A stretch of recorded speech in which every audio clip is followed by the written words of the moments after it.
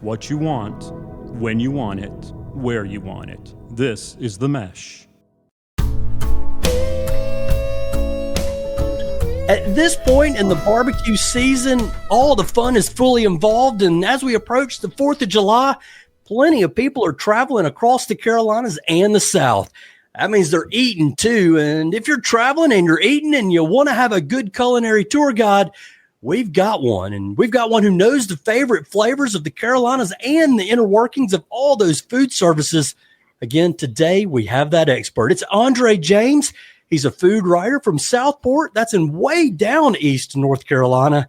He's turned experience in the food industry into a career chronicling the food and beverage scene all across the South. You've probably seen his work in Eater Carolinas, Charleston Post and Courier, the Chattanooga Free Times Press, and again, my personal favorite, the food section. Andre's been a judge on the James Beard Awards, and he's joining us on the Low and Slow Barbecue Show. Andre, welcome to the show. Thank you for having me. It's an honor. I don't do too many interviews, so this is nice. Yeah, definitely excited to talk to you. Before we get too deep into things, I want to ask you, which is harder, judging for the James Beard Awards or judging for all those people that I mentioned in Charleston and Chattanooga and all around the country? Definitely the James Beard Awards, man. It's a lot on the line. That award, even getting a nomination, can make or break, a restaurant, and it can, get you cookbook deals and other restaurants and, different opportunities. So definitely the James Beard Awards is definitely high stakes, man. High stakes and a little bit of pressure. And I can't wait to talk to you about some of your favorite barbecue spots, other places you've judged, and some of your latest food lists from around the South, especially barbecue. And I suspect we may have the story behind some of that barbecue at our website, lowslowbbqshow.com. That's home for all our pitmaster interviews. It is perfect listening for your summer holiday weekend.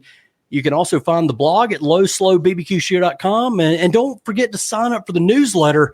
You'll get the latest roundup of Carolina barbecue news, food truck stops, and events every Tuesday morning. And again, don't be surprised if you see a link to some of the great content produced by our guest today, Andre James. And some of his most recent work to hit the streets comes from the Chattanooga Times Free Press, where he makes some pretty bold top 10 claims, but maybe even bolder, Andre, a Mount Rushmore of the 4 essential barbecue styles. So let's have it. What is your Mount Rushmore barbecue styles? How did you get there, and which one's the best? Well, I love a good Mount Rushmore list. I have a Mount Rushmore list of sandwiches and soups and everything else. So, I was approached. I had left Chattanooga to move back down my way to coastal Carolinas. So I was approached by Chatter Magazine to do their big barbecue issue. Yeah. So one of the things we wanted to do was just do something affirmative and do something a matter of fact. So I was like, let's do a Mount Rushmore barbecue styles. There's so many styles out there. There's a gazillion styles out there. So I was just like, let's just do something to get people talking and, to get everything stirred up. So in my opinion, if you have read the Chatter Magazine, it doesn't get my hometown in Southport. It doesn't get more Eastern, as far as the mainland of North Carolina goes, right, than Southport, North Carolina. So much so that people drive off of the bulkhead into the ocean in Southport, North Carolina. Right into the Cape Fear River there. Yep. Where the ocean, the Cape Fear River and the coastal waterway and all that link up, Atlantic Ocean. So definitely Eastern North Carolina is number one. If you remember Anthony Bourdain, who was a huge influence on me becoming a food writer, he called Eastern North Carolina the cradle of barbecue. And I'm not going to dispute anybody who calls it that, So definitely Eastern North Carolina, whole hog, vinegar based. I actually have on a shirt right now. This is from Jackson's Big Oak Barbecue. Okay. One of the ones in Wilmington that I grew up going to, that my dad took me to when I was growing up in Wilmington. So Eastern North Carolina, whole hog. Then you have Kansas City. Kansas City is known for the burnt ends. They pretty much invented the burnt ends at Arthur Bryant's. He was giving them away as scraps because they come from the what the brisket of the cow. Right, so he right. was giving The away flat a there. scrap. Yep, he was giving away a scraps, and then they became a thing, and now everybody's doing burn ends. Then you got Gates Barbecue, they do their thing. And then when you think of barbecue sauces like KC Masterpiece, you think of those barbecue sauces. Sure. And everybody knows like that sweet, sticky sludge that is, Kansas City barbecue sauce, which, you can almost put on anything. Yeah, sludge. It ain't for everybody, especially if you're from the Carolinas. No, definitely not. That's number 2. So Eastern North Carolina, Kansas City, Central Texas. Okay. If on there. Texas is a big state, as we all know. And there's different regions that do different things in Texas, but Central Texas is where, like Austin, Texas, where brisket, reigns supreme. Other places you got the sauces like hot guts, and you got, they even do goat and stuff in certain parts of Southern Texas and stuff. But Central Texas is where you think, when you close your eyes and think of Texas barbecue, you think of the brisket. That's kind of the area that comes from. So that had to be one. And I like brisket, but I got New York lineage. My dad's from the Bronx, hence that. Yeah. So I'm more. If you gave me a choice to get a good brisket or good pastrami, I'm going to pastrami every time. But I do love brisket though. Sure. I do love brisket. And then the 4th one was Memphis style barbecue, which is you think of like Charlie Virgo's Rendezvous, and Cozy Corner. You think of the ribs, dry rub, spare ribs, dry rub baby back ribs. You think of the ribs. So those are the 4. Eastern North Carolina style, Memphis style, Kansas City, and Central Texas. That's my Mount Rushmore of barbecue styles. And then everything trickles off of that. You got. Right here, I'm in Myrtle Beach right now. So you got Rodney Scott, his family's place is hour from here. You got the PD region of North Carolina, of South Carolina. And, they do their thing. But those are the 4 ones that like everything trickles off of. I got you. Now, you were specifically writing for a publication there in Chattanooga, and you gave a top 10 list. I won't get you to break down the whole top 10 list, but maybe tell me, where does the Chattanooga barbecue fit into that big 4, or does it have its own style? What kind of differentiators does it have? Well, this one, I can't remember the guy's name, but I was interviewing him one time, and he called Chattanooga barbecue transplant barbecue. Okay. Chattanooga has a very robust. It's a railroad town. It's historically speaking, it's centrally located.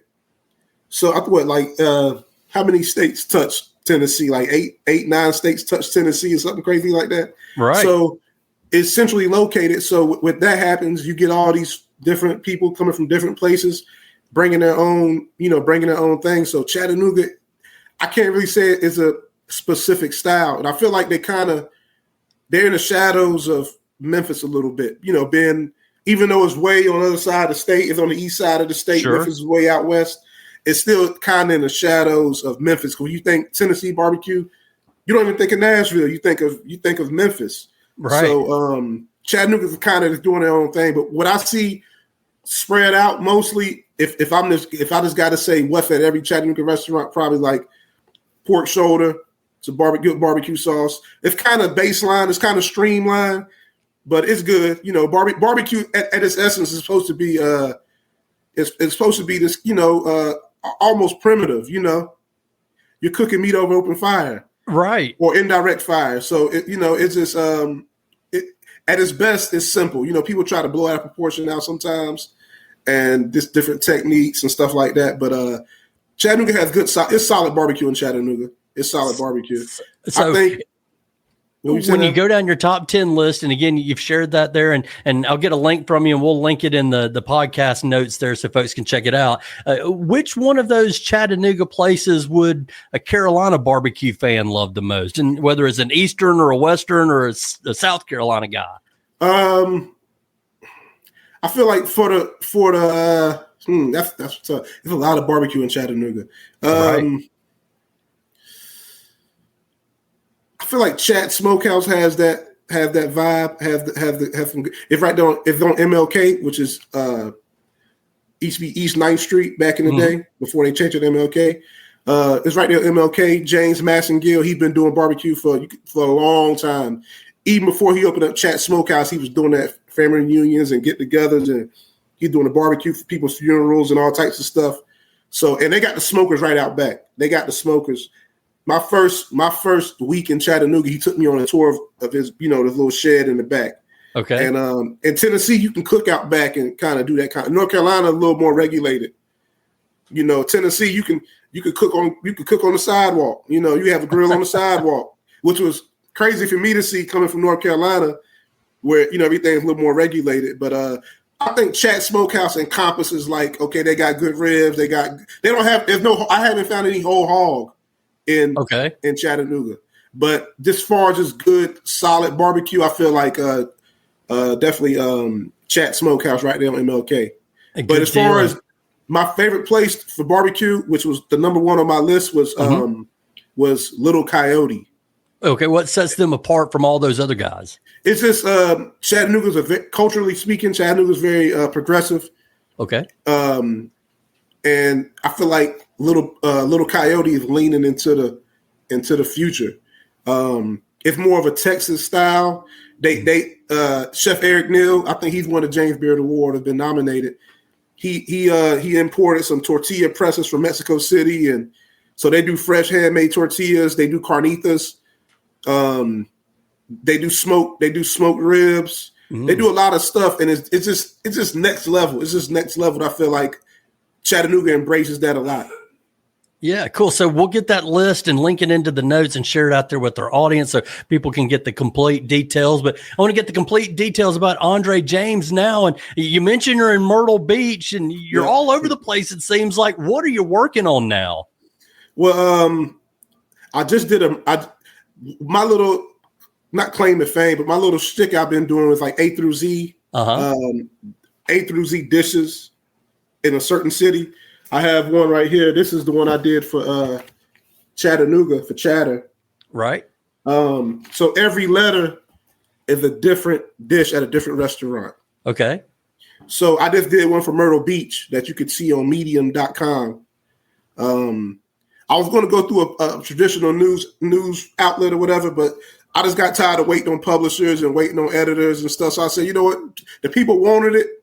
Memorial Weekend was around that time. Right. So I said, let me get this out and let get the people what they want. So I just finished that up. It's exhausting, trying to find a letter for every right. Especially some letters over others, right? Yeah. So it took me a while. I was stuck until I went to a German restaurant, and I was stuck on Z. I went to a German restaurant called Cafe Old Vienna, and they had Zigeuner Schnitzel.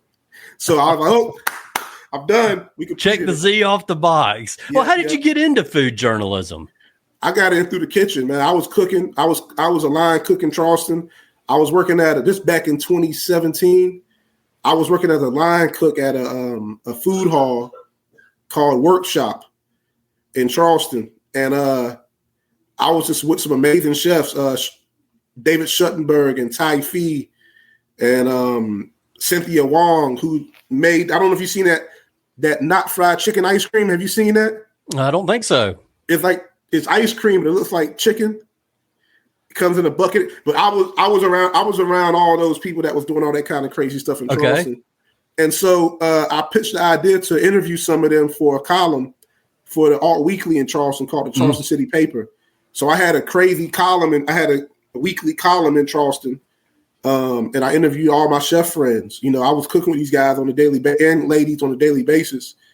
So I just started interviewing them, and it kind of went from there, really, because I had the access to them. A lot of food writers cooks and chefs don't like food writers and food journalists. Okay. They're like, they feel like they're not one of them, Right. But I was already in kitchens with them, getting grease burns and getting cut and, hanging out at night after shifts and stuff. So they trusted me. And so that kind of sparked my my journey into the the food and beverage and the writing part of it. Yeah, and I'm sure the writing part definitely benefits from the experience you've had. You know a Yeah, little yeah, bit better about what questions to ask, some of yeah. the challenges they've gone through, and those types of things. Now, you mentioned your A to Z guides, and I know I saw one for Charlotte as well as Myrtle Beach, and Yeah, you mentioned Charlotte. a couple others. What are some of the favorite assignments that you've had in barbecue and other food genres beyond that A to Z list? With barbecue, probably we did something with Little Pigs, which is in Myrtle Beach. Okay. People don't talk enough about Little Pigs barbecue. It's right there on Frontage Road. People don't talk enough about Little Pigs, but it's been there forever. And restaurants don't last long. And if you've been in the place over 10 years, 15 years, you're doing something right, you know. So Little Pigs barbecue is good. It's more of a PD style. Right. And then they got the Carolina Gold sauce. That was my first time actually at Little Pigs. Is my first time having Carolina Gold sauce. I didn't even know what it was until I went to Little Pigs out here in Myrtle Beach. Okay. But this doing something on them because Myrtle Beach doesn't get a lot of press for their barbecue scene, you know. So doing that for the Myrtle Beach Herald, that was pretty fun for sure. Now, again, I know you've been a few different places, whether that's by design or by interest. There's been a lot of traveling, and if you're going to see all these restaurants, you got to kind of get around a good bit. So how do you feel like travel and what you're doing in food journalism are connected or intertwined? I mean, I just feel like there's so much out there. When I grew up in Southport, and when I grew up, there was probably 2,000 people in the city. Mm-hmm. So I was like, I got to get away. As soon as I graduated high school, my dad's aunt, who was living in New York, was coming down to visit. And I got in that van with her. I said, "You going back to New York next week?" She's like, "Yeah, I'm going back next week." I got in that van with her and I went to New York, man. And that opened up a whole world to me, right. as far as seeing stuff outside of where I'm from, So that kind of started the bug of me just being a transplant. Me moving here, almost like a vagabond, almost. I've lived in 5 cities in 5 years at one point. Wow. Yeah. So do you feel like that inspires what you're doing in your writing in any way? Yeah, definitely, because you're always going to meet people doing things different ways. Just like right now here in Myrtle Beach, everybody claims that they know somebody that makes the best chicken bob. And if you go to New Orleans, it's the same thing with jambalaya or gumbo, And then if you go to Chattanooga, everybody has the chopped wiener plate. Then if you go up to Wilmington, everybody has the best crab dip.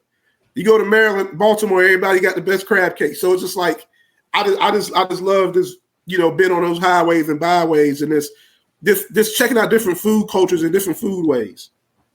Yeah, that's cool. So you're obviously an expert in a lot of different places and the type of different food you can get there. But when you're out there and you visit a new place, where do you turn for food advice? I go to the barbershops. Okay. I try to find a little convenience store, mostly for whatever reason in unsavory parts of towns that I shouldn't be in at nighttime. But at a convenience, where you get that plate from? Where you get the barbecue from? Whatever. Definitely, I definitely don't go on TikTok. I try to just rely on locals. I talk to everybody. I'm pretty social, so just getting with locals, getting with people that's been there forever. I wrote in the piece for the top 10 Chattanooga barbecue places. When I first started, I was blessed enough to sit beside a guy at the Chattanooga Times Street Press named Ben Benton. Mm-hmm. And he knows more about the 423 than any. He could write a book about it. He had the leather eye patch, and but he knows everything about everything. And right, I just asked him questions day in, day out, and he was just happy. He was just happy and gracious enough to give me the scoop on everything. Same thing with Steve Ray. Without Steve Ray, he helped me. I call him Barbecue Yoda. He helped me tremendously with this navigating Chattanooga's food scene. Especially barbecue wise. He knows everybody. Pat Rowe's the same way. A guy named Pat Rowe in Chattanooga. Mm-hmm. I think he has a barbecue catering business, and he also runs the food incubator there in Chattanooga. So just getting with people that just know their stuff, man. Doing a little bit of research, and also just meeting people randomly that'll take me to some places, around town. Wow, what a novel idea in 2025. It's not all in the internet or in our phone. We go out and actually talk face to face with the person, go to those community gathering spots and talk to people. Wow. Yeah. What an idea. Crash somebody's cookout, man. Go to a cookout, go to a park. You always bring something with you. Yeah. Bring a case of beer or some ice or something or some sodas. But just meet people. I come from an era where you had to talk to people. You couldn't text nobody and all the other stuff. So I still have that in me, and I still use that whenever I'm in any city I'm in. I'm going to find the good food, just a thing. Yeah. Well, so as you're done the writing and this travel from city to city, what do you feel like your biggest foodie goal that you've achieved has been, or maybe one that you've still got in progress? My biggest foodie goal probably was, becoming friends with Cynthia Greenlee. She's my favorite food journalist. I think she won a James Beard Award for the story she did on Vice on how women back in the day were weaponized hot pots of grits. So just getting to know about that, right? getting to know Cynthia Greenlee was one of my foodie things. And then, strangely enough, eating scrap plates with John T. Edge on Dodson Avenue in Chattanooga. All right. He was the head of the Southern Foodways Alliance and everything. Probably the biggest Southern food pundit that I know. He wrote Pot Liquor Papers, which is one of my favorite all-time books about food. And just meeting him, he called me. And he was like, "I'm in Chattanooga. Let's link up." And we were in Chattanooga, and we eating scrap plates. And scrap plates are another thing that I've never seen outside of Chattanooga. All right, tell us what it is. Is this the gristle? Is the end cuts? Is the scraps of the ribs? Okay. And they cook them down again, and they barbecue them again, and they serve them as plates. So Chattanooga's version of burn ends. Yeah, they call it a scrap plate. Master Blasters, which was a legendary Chattanooga spot, they had a scrap plate. And then also Wright's Barbecue. You can go to Wright's Barbecue right now in Chattanooga and get a scrap plate. So just hanging with John T. Edge, eating a scrap plate, I was like, dang, this is crazy. Yeah, I was watching him on TV, Right, a celebrity personality in the food world. So we've talked a lot about the Chattanooga barbecue. And again, I know you're from down east in North Carolina, the furthest point east, one of them anyway. Let's talk about Carolina barbecue. So what are your favorite spots in the Tar Heel State, first of all? Grady's. Okay. Grady's, I got to get some T-shirts from Grady's. Last time I went, they didn't have any T-shirts. Definitely Grady's. Of course, Skylight Inn. All the big boys. All the big B's out there in Greenville. Right. What's the one in Goldsboro? My dad's girlfriend was from Goldsboro. She used to have us at I think Wilbur's, right, in Goldsboro. Yeah. So those a lot of those guys recently in the North Carolina Barbecue Hall of Fame. Yeah. So those are some of my go-to places. And also, like I said, Jackson's Big Oak. This is the place I was. When I close my eyes and think about barbecue, in my introduction to barbecue, with Jackson's Big Oak Barbecue on Kerr Avenue in Wilmington. My dad and my uncle worked at Skinner and Daniels Barbecue back in the early 80s and 90s. Okay. In Wilmington, but they ended up closing down, and a family from Skinner and Daniels opened up Jackson's Big Oak Barbecue. So, now, all those places you mentioned, they're down east. Don't you get to the west half up towards Lexington or Peabody? Or you just no chance? No, I'm always I got family in Charlotte. A lot of my cousins from New York moved to Charlotte, and so I'm always in Charlotte. But when I get to Charlotte, I'm always at some food hall or eating something totally different, and I never really get a chance to really just focus on barbecue when I'm in Charlotte. But I have to, though. I have to. Yeah, well, let's encourage you. That part could be another good A to Z list for you there. Okay. So what are some places that I need to try in that region? Oh, in Charlotte, definitely you got to see our boy Sweet Lou's Barbecue does a great job. Gosh, if you hadn't, Noble Smoke is another good one. I love that Optimus Food Hall. Noble Smoke's got a spot in there. Okay. See, I'm always it's Max Speed Shop's 25th anniversary this year, so they got a lot of fun around that. Good stuff. And Midwood Smokehouse does pretty good, but all of them, I think Sweet Lou's our guy. Got you. And that's outside. That's a little outside. That's like, is that in Peachland? Where's that at? It's in the Belmont neighborhood, just sort of in the eastern part of Charlotte there. Yeah. Okay, gotcha, but if you're going to Peachland, that's John G's, and it's a little bit outside of Charlotte, but you got to check him out. Yeah, I used to drive through there going back to North Carolina, going back to Wilmington from Charlotte. We got to go through Peachland and Wadesboro and all that. Right. Yep. I actually been to a Max Speed shop. They had one in Wilmington. Me and my dad ate at the Max Speed shop in Wilmington. It was they put it in the old TGI Friday building. So we talked about the Northern Carolina. Let's talk a little bit about what's going on in the South, whether it's in Columbia or Myrtle Beach. Have you got a favorite in South Carolina? Like I said, Little Pigs. Okay. There's a place in North Myrtle Beach going towards Cherry Grove and all that area called Brisket. People swear by that place. And then also a place that I knew the guy that ran the smokehouse there, and he's from Austin. He's from Austin or he's from somewhere in Texas. John Lewis Barbecue in Charleston. Yeah, Lewis Barbecue, man. They do it. That was my first time having.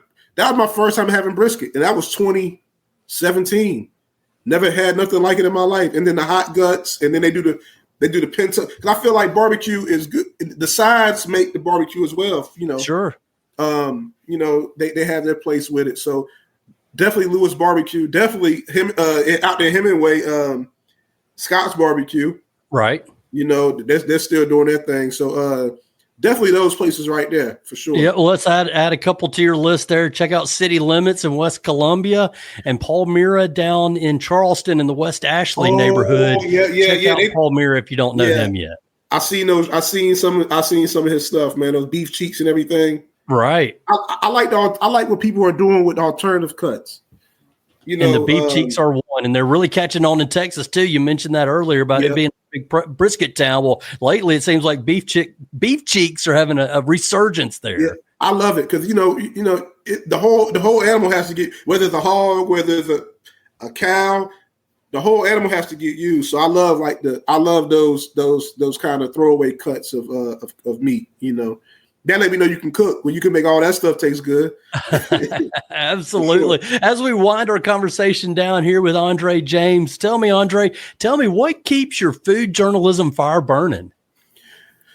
Just being curious, and of course, just being hungry.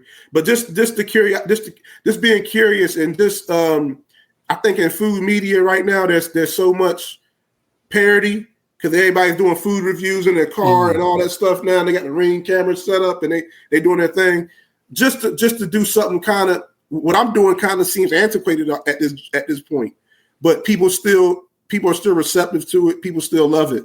So that's what keeps me going. Just like feel like I'm a last of a dying breed of like traditional writers that really have composition books and all that type of stuff. So that's kind of what keeps me going in this uncovering stories that a lot of people on social media don't have really time to. At its core, good food writing is cultural anthropology to me. It's all cultural anthropology at the end of the day. Good food writing is the backstories. Why did we eat this? How did we start eating this? So that's what keeps me going at the end of the day. And that, my friends, is the final word from Andre James, food adventurer and writer. Andre, thanks so much for joining us today. I appreciate it, man. Anytime, man, I want to come back. We'll do it. And check us out when you come up to Charlotte or Hickory. We'll show you to some good barbecue. All right, we'll do. You've been listening to the Low and Slow Barbecue Show. If you like what you hear, please give us a 5-star rating on your favorite podcast stream. Share our podcast with your food-loving friends. And be sure to follow us on Instagram, Facebook, and YouTube. That's where you can see all the photos and videos of our barbecue adventures and interviews. Don't forget, when you visit lowslowbbqshow.com, you can sign up for our newsletter. You'll get the latest barbecue news delivered to your inbox on Tuesday mornings, maybe a few links from Andre James along the way. And thanks again to our guest, Andre, and thanks as well to the whole team at the Mesh.tv network of podcasts, especially our producer, Andrew Moose. Finally, thank you for listening to the Low and Slow Barbecue Show. Remember, for the best barbecue and the best barbecue podcast, make it low and slow.